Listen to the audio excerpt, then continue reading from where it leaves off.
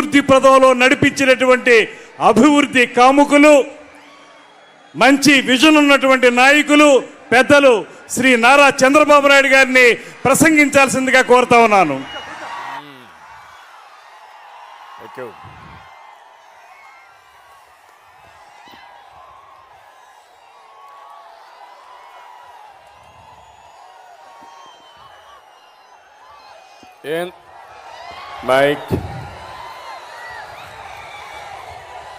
ఏం తమ్ముళ్ళు హుషారుగా ఉన్నారా? మా యువతను చూస్తున్నా చాలా జోరుగా ఉన్నారు, హుషారుగా ఉన్నారు.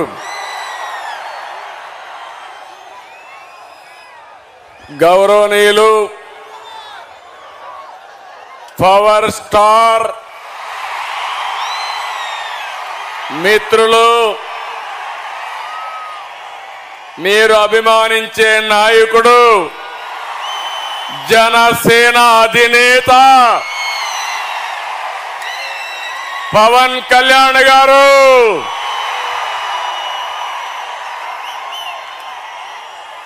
గౌరవనీయులు నటసింహ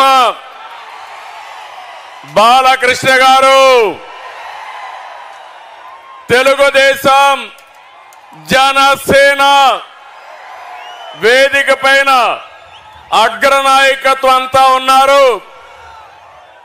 ఆ నాయకత్వానికి నా ముందర మిమ్మల్ని చూస్తా ఉంటే కొండనైనా బద్దలు చేస్తామనే ధైర్యం ఇచ్చినటువంటి తెలుగుదేశం జనసేన సైనికులందరికీ అభినందనలు, శుభాభినందనలు. తెలుగు జన విజయకేతనం జెండా సభ ఇది. ఈ రోజు 28వ తారీఖు ఫిబ్రవరి నెల 2024 తాడేపల్లిగూడెం చరిత్ర తిరగరాసే రోజు ఈ రోజని మరొక్కసారి మీ అందరికీ విజ్ఞప్తి చేస్తున్నా. అవునా కాదా తమ్ముళ్ళు అని మిమ్మల్ని అడుగుతున్నా. అవునా కాదా ఆడబిడ్డలని మిమ్మల్ని అడుగుతున్నా. రాష్ట్రాన్ని తమ్ముళ్ళు మనం ఇక్కడ మాట్లాడుకునేది బయట కూడా చూపించాలి. నాకు ఎదురుగా ఉండే అందరూ మీ జెండాలు దించాలి. తెలుగుదేశం జనసేన జెండాలు దించి మీటింగ్ అవుతానే మళ్ళా ఎగరేద్దాం. కొంచెం దించండి, లేకుంటే మడిచి పెట్టుకోండి. బ్యానర్ కూడా తమ్ముడు, బ్యానర్ కూడా భీమవరం బ్యానర్ కూడా నువ్వు సంసిద్ధం నాకు తెలుసు. బ్యానర్ కూడా దించండి దయచేసి. క్రమశిక్షణ కలిగిన మా తమ్ముళ్ళు, యువత మనం పోరాడవలసింది. వైఎస్ఆర్ కాంగ్రెస్ దొంగలున్నారు, దొంగల పైన పోరాడుతున్నాం. రాష్ట్రాన్ని కాపాడుకోవడం కోసం రెండు పార్టీలు కలిసిన తర్వాత జరుగుతున్న మొదటి ఎన్నికల ప్రచార సభ ఇది. ఈ సభ ఆంధ్రప్రదేశ్ రాష్ట్రం యొక్క దశ దిశ మార్చబోతుంది. అహంకారంతో రాష్ట్రాన్ని విధ్వంసం చేసిన పాలకుల్ని తరిమి తరిమి కొట్టడానికి ప్రజలు సిద్ధంగా ఉన్నారు. ఈ తాడేపల్లిగూడెం సభ చూస్తే తాడేపల్లి ప్యాలెస్ కంపించిపోతుంది. అవునా కాదా అని మిమ్మల్ని అడుగుతున్నా. ఈ సభ స్పందన శుభ సూచకం. త్వరలో రాష్ట్రానికి మళ్ళీ నవోదయం అది జరుగుతుంది. వచ్చే ఎన్నికలు రాష్ట్రానికి అత్యంత కీలకం.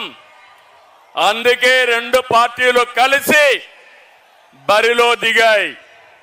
మేము చేతులు కలిపింది మా కోసం కాదు, మా పార్టీల అధికారం కోసం కాదు, నా కోసమో పవన్ కళ్యాణ్ గారికి అధికారం కోసం కాదని మరొకసారి మీ అందరికీ విజ్ఞప్తి చేస్తున్నాను. మేము చేతులు కలిపింది రాష్ట్రం కోసం, 5 కోట్ల భవిష్యత్తు కోసం. ఇక్కడుండే యువత, విద్యార్థులు, పుట్టిన బిడ్డల కోసం, పుట్టబోయే బిడ్డల కోసం, వారి భవిష్యత్తు కోసం మేము కలిశామని చెప్పి కూడా నేను మీకు తెలియజేస్తున్నా. విధ్వంసమైన రాష్ట్రాన్ని నిలబెట్టడానికి చేతులు కలిపాం. హత్యకు గురైన ప్రజాస్వామ్యాన్ని తిరిగి బతికించడానికి మేము చేతులు కలిపాం. దెబ్బతిన్న రైతాంగం కోసం, మీ బిడ్డల ఉద్యోగాల కోసం కలిసి బరిలో దిగాం. ప్రభుత్వ బాధలతో చిత్రమవుతున్న పేదవాడిని కాపాడడానికి ఇద్దరం కలిసి అడుగేస్తున్నాం. మా పొత్తు వైసీపీ విముక్త ఆంధ్రప్రదేశ్ కోసం, తెలుగువాడి ఆత్మగౌరవాన్ని కాపాడడం కోసం. నేను అడుగుతున్నా, తెలుగు వారికి రోషం ఉందా తమ్ముళ్ళు అని అడుగుతున్నా. మాకు రోషం ఉంది, సత్తా చూపిస్తామని గట్టిగా చప్పట్లు కొట్టి హర్షాన్ని, ఆమోదాన్ని తెలియజేయండి. ఒక వ్యక్తి అహంకారం వల్ల జరిగిన నష్టాన్ని ఒక సీనియర్ నేతగా నేను చూస్తూ ఊరుకొండలేను. అదే సమయంలో ప్రశ్నించే, ఎదిరించే తత్వం ఉన్న పవన్ కళ్యాణ్ కూడా మౌనంగా ఉండలేరని మరొకసారి మీకు విజ్ఞప్తి చేస్తున్నా. అందుకే ఇది ప్రజలు కుదిర్చిన పొత్తు, జనం కోరుకున్న పొత్తు, రాష్ట్రంలో వెలుగు నింపే పొత్తు. అవునంటే గట్టిగా ఆమోదం తెలియజేయండి. రాష్ట్ర పునర్నిర్మాణం కోసం మాతో చేతులు కలపండి, మాతో అడుగేయండి మనస్ఫూర్తిగా మిమ్మల్ని అందరినీ కోరుకుంటున్నా. అదే సమయంలో మీరు ఒక్కసారి చూస్తే రాష్ట్ర పరిస్థితి అందరం అర్థం చేసుకోవాలి. 2014 గతాన్ని ఒకసారి నెమరు వేసుకుని భవిష్యత్తుకు నాంది పలకాల్సిన బాధ్యత మనందరికీ ఉంది. 2014 ఏ విధంగా ఉందో ఒక్కసారి మీరు ఆలోచిస్తే, విభజన జరిగింది, హేతుబద్ధత లేదు. కానీ ఆ రోజు మీరు చూస్తే పవన్ కళ్యాణ్ గారు ఎన్నికల ముందే, ఇప్పుడు నేను పోటీ చేయడం కాదు, రాష్ట్రాన్ని కాపాడుకోవాలి కాబట్టి తెలుగుదేశం బీజేపీ ప్రభుత్వానికి సమర్థిస్తామని స్వచ్ఛందంగా ముందుకొచ్చిన వ్యక్తి పవన్ కళ్యాణ్ గారిని మరొకసారి విజ్ఞప్తి చేస్తున్నా. అక్కడి నుంచి మేము అధికారాన్ని ఒక బాధ్యతగా తీసుకున్నాం. ప్రతి క్షణం రాష్ట్రం కోసం ఆలోచించాం. నాడు మీరిచ్చిన అధికారంతో ఆర్థిక కష్టాలున్న రాష్ట్రం, రాజధాని లేని రాష్ట్రం, పరిపాలన అస్తవ్యస్తంగా ఉన్న రాష్ట్రం, అవన్నీ కూడా అంచెలంచెలుగా ఏం చేయాలని ఆలోచించాం. అయితే ప్రజలందరూ కూడా ఒక షాక్ లో ఉన్నారు. విభజన జరిగింది, హైదరాబాద్ నగరం పోయింది, మాకు పింఛన్లైనా ఇవ్వగలుగుతారా, రాష్ట్ర భవిష్యత్తు ఉంటుందా అని ఆలోచించే సమయంలో ఆ రోజు అనేక కార్యక్రమాలు చేశాం. ఒక విషయం ఇక్కడ గుర్తుపెట్టుకోవాలి, ఆంధ్ర రాష్ట్రంలో అన్ని వనరులు ఉన్నాయి. యువత ప్రపంచాన్ని జయించే శక్తి తెలుగు తమ్ముళ్లకు ఉంది, అది ఆంధ్రప్రదేశ్ సొంతమని యువతకు విజ్ఞప్తి చేస్తున్నా. అదే కాదు, సమర్థవంతమైన ప్రజలున్నారు, పోలవరం లాంటి నదులున్నాయి, ఇంకో పక్క సముద్ర తీరం ఉంది, బంగారు పండించే భూములున్నాయి, పండే భూములున్నాయి. అన్నదాతగా, అన్నపూర్ణగా ఆంధ్రప్రదేశ్ పేరు వచ్చిందంటే గోదావరి డెల్టా, కృష్ణా డెల్టాలే కారణం అని చెప్పి కూడా నేను మీకు తెలియజేస్తున్నా. అలాంటి రాష్ట్రాన్ని బాగు చేయాలనే సంకల్పంతో మేము ముందుకు పోయాం.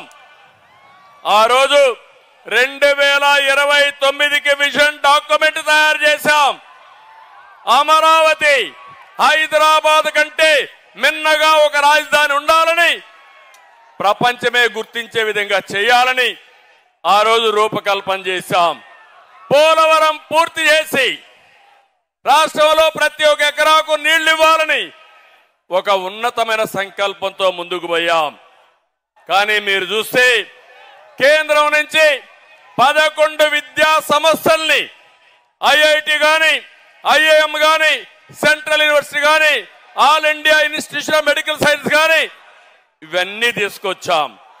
అదే మాదిరిగా ఆ రోజు మీరు చూస్తే ఢిల్లీకి వెళితే రాష్ట్రం కోసం వెళ్ళాం, ప్రాజెక్టుల కోసం వెళ్ళాం. ఆ రోజు అనేక విషయాల్లో సాధించుకొని తిరిగి వచ్చాం. ప్రపంచమంతా తిరిగి యువతకు ఉద్యోగాలు ఇవ్వాలని 16 లక్షల కోట్ల రూపాయలు పెట్టుబడులు తెచ్చాం. 10 లక్షల మందికి ఉద్యోగాలు ఇచ్చాం. ఈ రోజు మీరు చూస్తా ఉంటే ఇవన్నీ కూడా ఇటుక పేర్చి కట్టినటువంటి సౌదాన్ని జగన్ వచ్చి ఒక గొడ్డలి పెట్టుతో మొత్తం నాశనం చేసే పరిస్థితికి వచ్చాడని చెప్పి కూడా నేను మీకు తెలియజేస్తున్నా. తమిళలో ఇక్కడ మీరున్నారు. ఈ రోజు రాష్ట్రంలో ఒక సైకో పాలన ఉంది, అవునా కాదా అని మిమ్మల్ని అడుగుతున్నా. ఉంది అంటే చేలిపైకి ఎత్తండి. ఏ రాష్ట్రంలో అయినా సైకో పాలన ఉందా అని మిమ్మల్ని అడుగుతున్నా. ఏ ముఖ్యమంత్రినైనా సైకో అన్నారా అని మిమ్మల్ని అడుగుతున్నా. గట్టిగా చెప్పండి, రాష్ట్రం అంతా వినపడాలి. మా పొత్తు కూడా ఎందుకో మీరు ఆలోచిస్తే మీకు ఒక అవగాహన వస్తుంది. ఏ ముఖ్యమంత్రి అయినా ఒక అభివృద్ధి కార్యక్రమాలు చేసి తద్వారా పరిపాలన చేస్తారు. కొత్తగా ముఖ్యమంత్రి అయిన వ్యక్తి ఒక పక్కన మీరు చూస్తే ఒక సంక్షేమము, ఒక అభివృద్ధికో నాంది పలుకుతారు. కానీ దురదృష్టం, ఈ ముఖ్యమంత్రి మొట్టమొదటిసారిగా మా ఇంటి పక్క నుండి ప్రజా వేదిక కూల్చి ఈయన పరిపాలన ప్రారంభించాడంటే ఎలాంటి వ్యక్తో ఒక్కసారి మీరు ఆలోచించుకోండి. అది ఇతని నిజమైన నైజం. ఏది కూడా ఒక పద్ధతి ప్రకారం చేయకుండా ఎక్కడికక్కడ ఒక విధ్వంసానికి దారి తీశాడు. ఒక పక్కన మీరు చూస్తే మీడియాని కంట్రోల్ చేయడం కోసం, ప్రతిపక్షాలని కంట్రోల్ చేయడం కోసం, మమ్మల్ని తిరగనీయకుండా చేయడం కోసం జీవో నెంబర్ 1 తీసుకొచ్చాడు. నియంత్రణ పెట్టాడు, మీటింగ్లు అడ్డుకున్నాడు, ప్రజాస్వామ్యాన్ని అపహాస్యం చేశాడు. అది తీసుకొచ్చి ఈ నిష్ట ప్రకారం ఎన్నికల ముందు ముద్దులు పెట్టిన ముఖ్యమంత్రి ఎన్నికల తర్వాత మీడియా పైన, అందరి పైన పిడిగుద్దులు గుద్దే పరిస్థితికి వచ్చాడంటే ఇది ఇతని స్వభావం. అదే అహంకారం ఇతనికి. ఇంకో పక్క మీరు చూడండి, ఈస్ట్ గోదావరి జిల్లాలో డ్రైవర్ సుబ్రహ్మణ్యాన్ని చంపి ఈయన కారులో, ఎమ్మెల్సీ కారులో డోర్ డెలివరీ చేశాడంటే ఎలాంటి అహంకారమో మీరు ఒక్కసారి ఆలోచించుకోవాల్సిన అవసరం ఉంది. అన్నా క్యాంటీన్ పెడితే 5 రూపాయలకే ఒక పూట తిండి పెడితే అలాంటి అన్నా క్యాంటీన్ని మూసేయడమే కాదు, అన్నా క్యాంటీన్ ద్వారా అన్నం పెట్టకూడదన్న దుర్మార్గుడు. అలాంటి వాడిని మీరు చూస్తే ఇది ఒక పెత్తందారీ వ్యవస్థకు నిదర్శనం అని చెప్పి కూడా నేను మీకు తెలియజేస్తున్నా.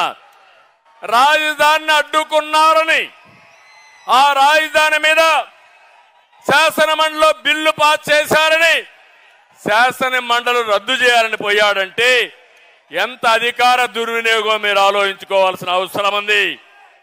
మాస్క్ అడిగిన దళిత డాక్టర్ సుధాకర్ని పిచ్చోడిని చేసి చంపేశారు. ఇది అతని అరాచకానికి పరాకాష్ట అని చెప్పి కూడా నేను మీకు తెలియజేస్తున్నా. రాజధానిలో విట్ ఉంటే, ఎస్ఆర్ఎం ఉంటే, అమృత లాంటి యూనివర్సిటీలు ఉంటే 15,000 మంది బయట వాళ్ళు వచ్చి చదువుకునే పరిస్థితి క్రియేట్ చేసి అవన్నీ తెలుగుదేశం పార్టీ పెట్టారనే దురుద్దేశంతో రోడ్లు కూడా వేయకుండా నీళ్లు కూడా ఇవ్వకుండా కడాన మట్టి కూడా రోడ్డు మీద ఉంటే తవ్వకపోయిన దుర్మార్గులు అని చెప్పి నేను మీకు తెలియజేస్తున్నా. అది మూర్ఖత్వం. ఇంకో పక్క నిన్నే చూశారు, international cricket player Hanuma Vihari YCP వేధింపులు తట్టుకోలేక పారిపోయాడంటే ఎంత టెర్రరిజమో ఒక్కసారి మీరు గుర్తుపెట్టుకోవాల్సిన అవసరం ఉంది. కడాన మీరు ఒక్కసారి ఆలోచిస్తే తన సొంత చెల్లెలు ఆస్తి తగాదాలు, ప్యాలెస్ తగాదాలు విభేదించి వేరే పార్టీలో చేరితే ఆవిడ యొక్క పుట్టుక పైన, చెల్లెల పైన, తల్లి పైన సోషల్ మీడియాలో పోస్టింగ్స్ పెట్టాడంటే ఎలాంటి వ్యక్తో ఒకసారి మీరు ఆలోచించుకోవాలి. ఇది యొక్క ముఖ్యమంత్రి యొక్క మానసిక స్థితికి నిదర్శనం. ఇక్కడే పవన్ కళ్యాణ్ గారు ఉన్నారు. ఇప్పటంలో మీటింగ్ పెట్టారు, సభకు స్థలం ఇచ్చారు. సభకు స్థలం ఇస్తే ఆ కసితో రోడ్డు వెడల్పు పేరుతో ప్రొక్లైన్లు తీసుకుపోయి ఎక్కడికక్కడ ఇండ్లన్నీ కూలగొట్టాడంటే అది ముఖ్యమంత్రి యొక్క విధానం. నాకు ఒక విషయం గుర్తొస్తుంది. నేను ముఖ్యమంత్రిగా ఉన్నప్పుడు తిరుపతిలో ఒక సంఘటన జరిగింది. ఇది యథార్థ కాదా మీరందరూ అర్థం చేసుకోవాల్సిన అవసరం ఉంది. ఒక వ్యక్తి ప్రతిరోజు ఆడవాళ్ళని చంపేసేవాడు. ఎవరైతే ఒంటరిగా పశువులు మేపుతా ఉంటే, ఎవరైతే ఇంట్లో ఒంటరిగా పడుకుంటే అక్కడికి పోయి క్రూరంగా రాళ్లతో కొట్టి చంపేసేవాడు. నేను ముఖ్యమంత్రిగా పోలీసులను అడిగాను, ఎందుకు జరుగుతున్నాయని అడిగాను. ఇమీడియట్ గా పట్టుకోమని ఆదేశాలు ఇచ్చాను, చేయలేకపోయారు. తర్వాత అన్ని కూడా ఎంక్వైరీ చేసి పట్టుకుంటే ఒక వ్యక్తి ఒక నేరాలు చేసి జైలుకు పోయి వచ్చిన వ్యక్తి ఎక్కడికక్కడ హత్యలు చేసే పరిస్థితికి వచ్చాడు. అతనికి ఎక్కడో మహిళల పైన ద్వేషం వచ్చింది. ఆ ద్వేషంతో మహిళల్ని చంపడమే పనిగా పెట్టుకుని 40 మందిని చంపేశారు. ఆ తర్వాత అతను పట్టుకొచ్చి పోలీస్ స్టేషన్లో పెట్టి జైల్లో పెట్టి కేసులు ఎంక్వైరీ అవుతా ఉంటే రాజంపేట నుంచి వస్తూ ఎన్కౌంటర్లో చనిపోయే పరిస్థితికి వచ్చాడు. నేను ఒకటే చెప్తున్నా, ఆ కేసుకు ఈ కేసుకు ఒకసారి చూస్తే ఈ ముఖ్యమంత్రి ఈ రాష్ట్రాన్ని సర్వనాశనం చేయడం కోసం ఆయనకు డబ్బులు కావాలి, రాజకీయ వ్యాపారం. దీనికి అడ్డొస్తే చంద్రబాబు లెక్కలేదు, పవన్ కళ్యాణ్ లెక్కలేదు, వేదిక పైన లెక్కలేదు, మీరు లెక్కలేదు. అందరినీ అణిచివేయడమే ఆదేశంగా పెట్టుకుని ముందుకు పోయే పరిస్థితికి వచ్చాడు. నేను అందుకే మిమ్మల్ని అందరినీ కోరుతున్నా, ఈరోజు మనందరి పైన ఒక పవిత్రమైన బాధ్యత ఉంది. వైఎస్ఆర్ కాంగ్రెస్ పార్టీని చిత్తుగా ఓడించి సైకో నుంచి రాష్ట్రాన్ని విముక్తి చేయాలి. సిద్ధమా తమ్ముళ్ళు అని మిమ్మల్ని అడుగుతున్నా, సిద్ధమా అని మిమ్మల్ని అడుగుతున్నా.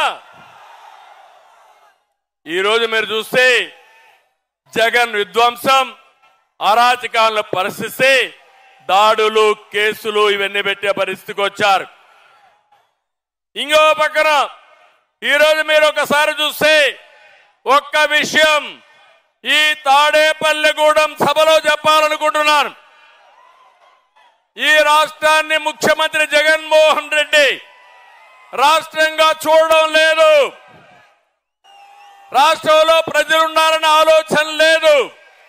రాష్ట్రాన్ని కులాల మధ్య, ప్రాంతాల మధ్య, వర్గాల మధ్య విభజించి ఆయన అధికారం కోసం సర్వనాశనం చేయాలని ఆలోచిస్తున్నాడు. నేను ఒకటే మిమ్మల్ని కోరుతున్నాను, కులాలు కూడబెట్టవు.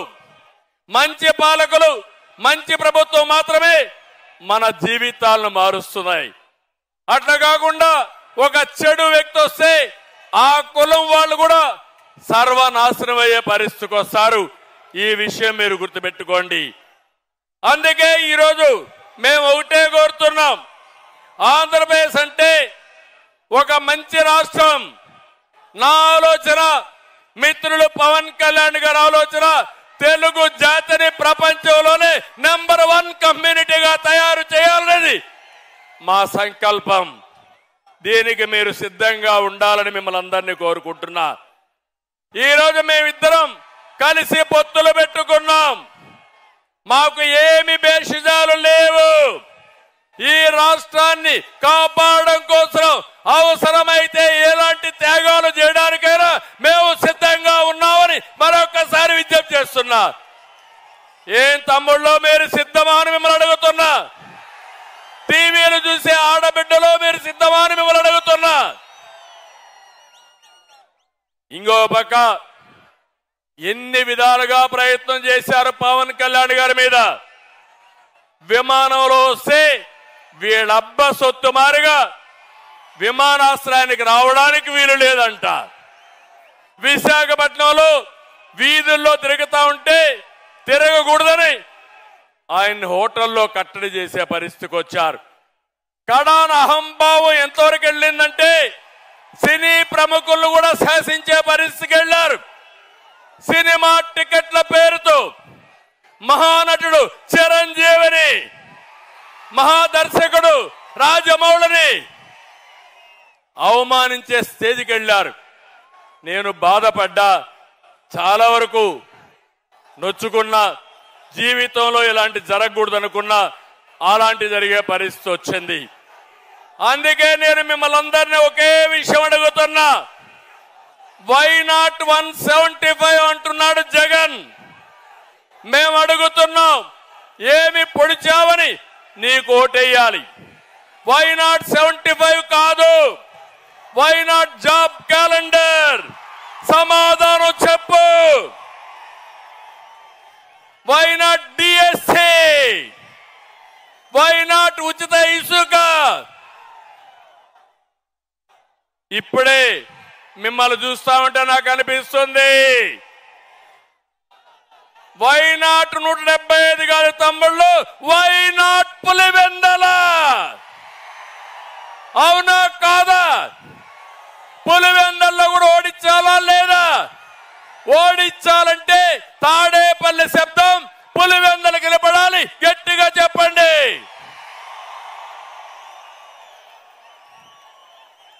నేను ఒకటే చెప్తున్నా, ఇవన్నీ వదిలిపెట్టు జగన్మోహన్ రెడ్డి. ఊ కిల్డ్ బాబాయ్? ఊ కిల్డ్ బాబాయ్? సమాధానం చెప్పమని సవాలు విసురుతున్నా.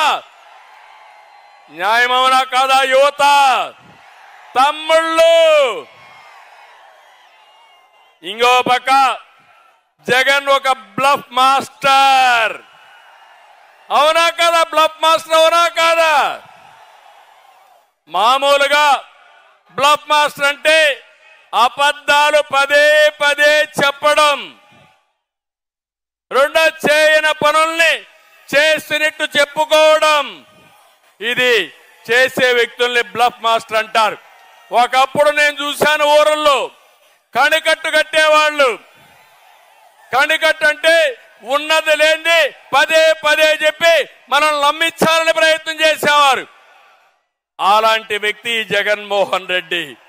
నేను అడుగుతున్నా, 25 మంది ఎంపీలు ఇస్తే ప్రత్యేక హోదా తెస్తా అన్నావు, తెచ్చారా అని అడుగుతున్నా. మద్యపాన నిషేధం చేస్తా ఉన్నావు, చేశావా అని అడుగుతున్నా. సిపిఎస్ రద్దు చేస్తా అన్నాడు, చేశాడా అని నేను అడుగుతున్నా. నిన్ననే కుప్పం చూశారు తమ్ముళ్ళు, పేపర్లో వచ్చింది. నా నియోజకవర్గం 35 ఏళ్లుగా ఎమ్మెల్యేగా ఉన్నా, అక్కడ ముఖ్యమంత్రిగా ఉన్నా. కుప్పానికి నీళ్లని ఈ ముఖ్యమంత్రి నాటకాలు వేశాడు. నేరుగా కుప్పం వెళ్ళాడు, ట్యాంకర్లో నీళ్లు తీసుకుపోయాడు, కాలువలో నీళ్లు పెట్టాడు. అక్కడి నుంచి మీరు చూస్తే కొత్తగా గేట్లు తీసుకుపోయాడు. ఇవి చూస్తే మా పవన్ కళ్యాణ్ గారు కానీ మా జయకృష్ణ ఏ మాత్రం లాభం లేదు. సినిమా సెట్టింగ్ వేశాడు,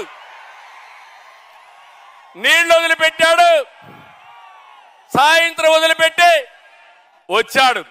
తెల్లవారితో నీళ్లు లేవు. అక్కడ గేట్లు పెట్టాడు.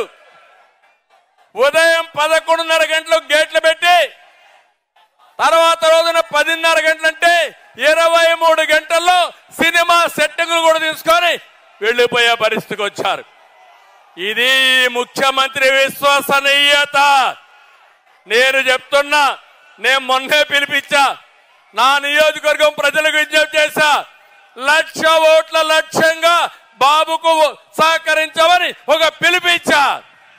ఈరోజు ఇక్కడ చెప్తున్నా, జగన్మోహన్ రెడ్డి నా నియోజకవర్గంలో 1,00,000 మెజారిటీ వస్తాయి, నీ నాటకాలు ఎవ్వరూ పట్టించుకోరని మరొకసారి తెలియజేస్తున్నా. తమిళు ఇంకో పక్క ఒక ఫ్లాప్ సినిమా జగన్ది.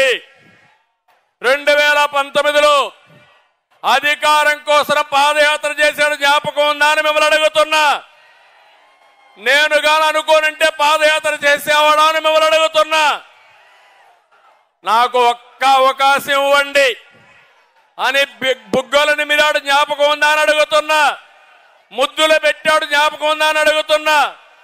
ఇవన్నీ కూడా పెట్టి పెద్ద పెద్ద ట్రైలర్స్ రిలీజ్ చేశాడు. మీరు అనుకున్నారు బాహుబలి సినిమా చూపిస్తాడని చెప్పి అనుకున్నారు. 5 ఏళ్లు పరిపాలన చూశారు, ఎక్కడికక్కడ అట్టర్ ఫ్లాప్ అయింది. నమ్మి ఓట్లేసిన వారు చీకొడుతున్నారు. ఆ సినిమా అట్టర్ ఫ్లాప్. దీనికి సీక్వెల్ ఉండదు. ఒకటే తెలుసుకోవాలి తమ్ముళ్ళు, జనసేన సైనికులు, తెలుగుదేశం తమ్ముళ్ళు ఒకటే గుర్తుపెట్టుకోవాలి, అట్టర్ ఫ్లాప్ అయిన సినిమాకి మళ్ళా సీక్వెల్ ఉంటుందా తమ్ముళ్ళు? అందుకే ఆ సినిమా అయిపోయింది, 40 రోజులే ఉంది. వైసీపీ రౌడీలకి రియల్ సినిమా 40 రోజుల తర్వాత చూపిస్తామని ఈ సభ ద్వారా హెచ్చరిస్తున్నా. జనసేన తెలుగుదేశం పొత్తు సూపర్ హిట్, అవునా కాదా? సూపర్ హిట్ అయితే గట్టిగా చప్పట్లు కూడా చెప్పండి. నీ కుట్రలు, నీ కుతంత్రాలు అట్టర్ ఫ్లాప్, విధ్వంసానికి ఒక ఫుల్ స్టాప్. అందుకే TDP Janasena winning team, YSR Congress party cheating team, అవునా కాదా? తెలుగుదేశం జనసేన గట్టిగా చెప్పాలి, విన్నింగ్ టీం అని. Telugu Desam Janasena, YSR Congress party cheating team, YSR Congress party. ఒకటే గుర్తుపెట్టుకోండి, ప్రశాంతమైన రాష్ట్రంలో హింస, దాడులు, కేసులతో జగన్ అగ్గిరాజేశాడు. అంతటా అశాంతి, ప్రతి ఒక్కరిలో కోపం, ఆవేశం ఉన్నాయి. ఇప్పుడు అదే అగ్గితో మా తమ్ముళ్ళందరూ తెలుగుదేశం జనసేన తమ్ముళ్ళు వైఎస్ఆర్ కాంగ్రెస్ పార్టీని తగలబెట్టడానికి సిద్ధంగా ఉన్నారు. దీనికి వాయువు కూడా తోడైంది. ఎవరు తమ్ముళ్ళు ఆ వాయువు? ఎవరా వాయువు? పవన్ కళ్యాణ్ గారు.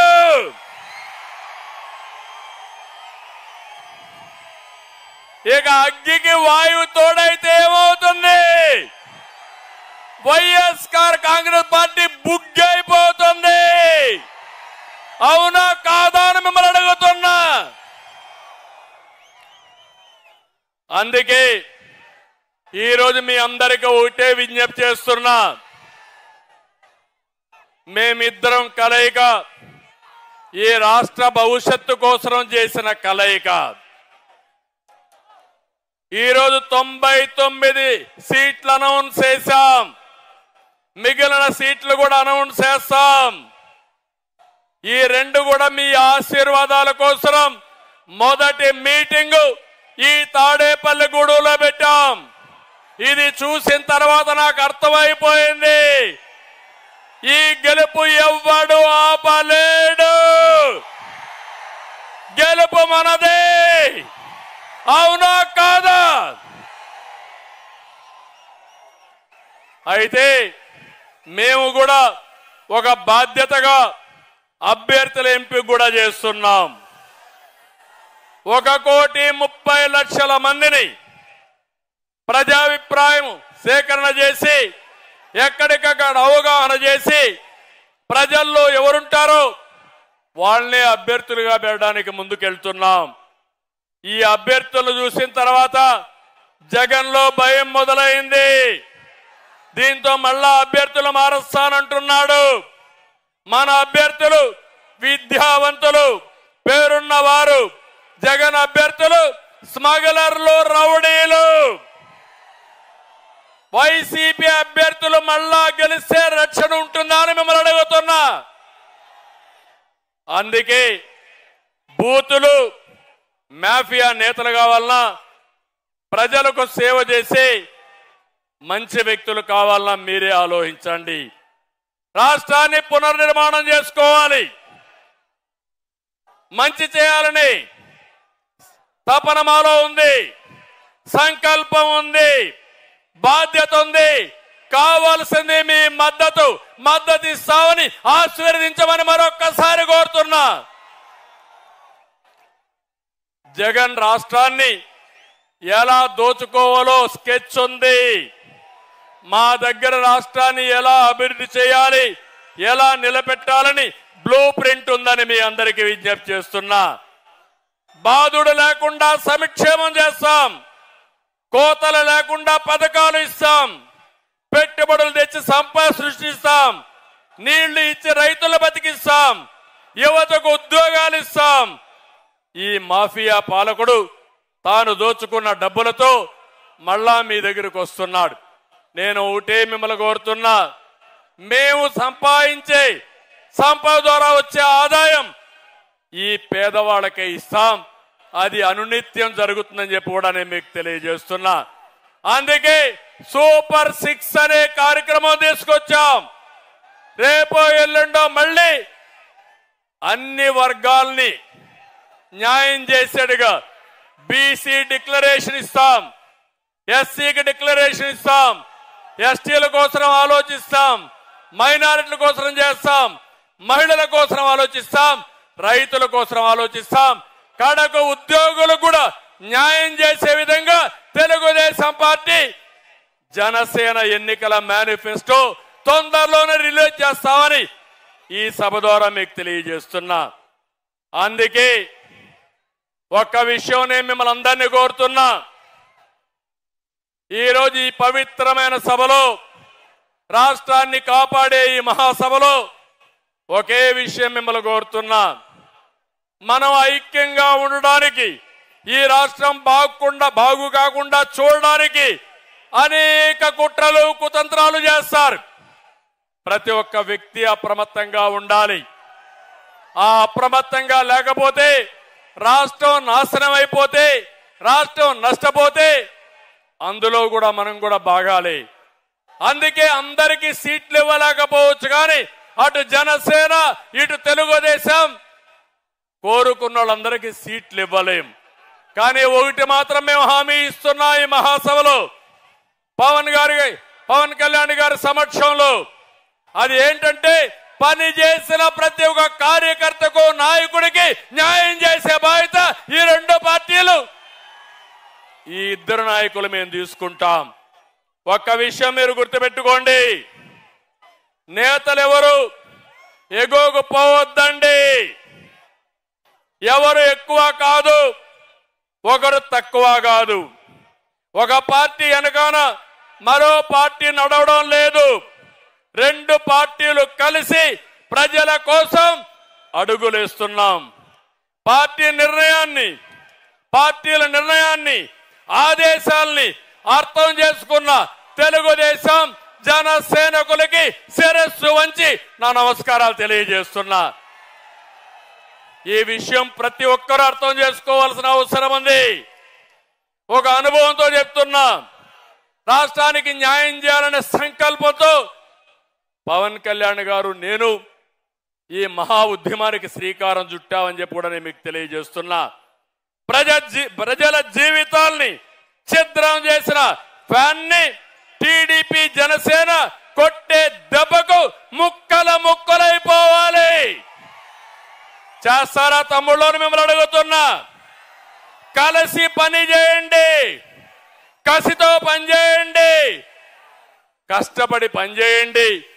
అలాంటి కార్యకర్తలకు నష్టం జరగకుండా చూసే బాధ్యత మాది. పొత్తు గెలవాలి, రాష్ట్రం నిలవాలి, ప్రజల బ్రతుకులు వెలగాలి. టీడీపీ జనసేన పొత్తు సూపర్ హిట్. ఆంధ్రప్రదేశ్ ఇక అన్స్టాపబుల్. ఆంధ్రప్రదేశ్ ఇంకా అన్స్టాపబుల్. అందుకే అడుగుతున్నా, గట్టిగా పౌరుషంగా చెప్పాలి. తెలుగుదేశం జనసేన పొత్తంటే ఐక్యత వర్ధిల్లానికి చెప్పాలి.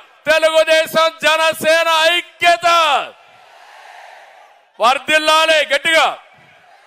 తెలుగుదేశం జనసేన ఐక్యత, తెలుగుదేశం జనసేన ఐక్యత, తెలుగుదేశం జనసేన ఐక్యత.